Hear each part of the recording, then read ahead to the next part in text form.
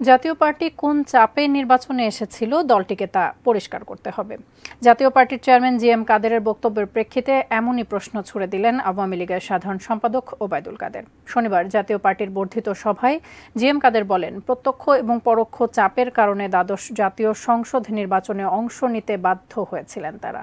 সকালে জাতির পিতা বঙ্গবন্ধু শেখ মুজিবুর রহমানের দ্বিতীয় পুত্র শহীদ লেফটেন্যান্ট শেখ জামালের ৭১তম জন্মদিন উপলক্ষে বনানীর কবরস্থানে তার কবরে শ্রদ্ধা জানায় আওয়ামী লীগ।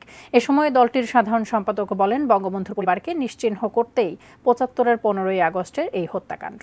খুনিদের মদত দিয়েছিল জিয়া মোশতাক চক্র। এর মধ্য দিয়ে দেশে হত্যা, ষড়যন্ত্রের রাজনীতি শুরু হয়।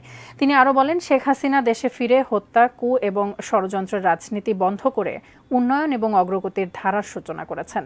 কালো চশমা পরা বিএনপির নেতারা দেশের উন্নয়ন দেখতে পায় না। কয়েকদিন আগে বাংলাদেশকে নিয়ে পাকিস্তানের প্রধানমন্ত্রীর বক্তব্যে বিএনপির লজ্জা পাওয়া উচিত বলেও মন্তব্য করেন ওবায়দুল কাদের। বাংলাদেশে ৪২% লোক ভোট দিয়েছে।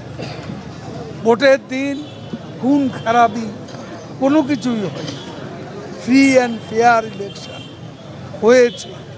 এখানে কোনো বিদেশি শক্তির চাপ ছিল, আমরা কোনো চাপ অনুভব করিনি।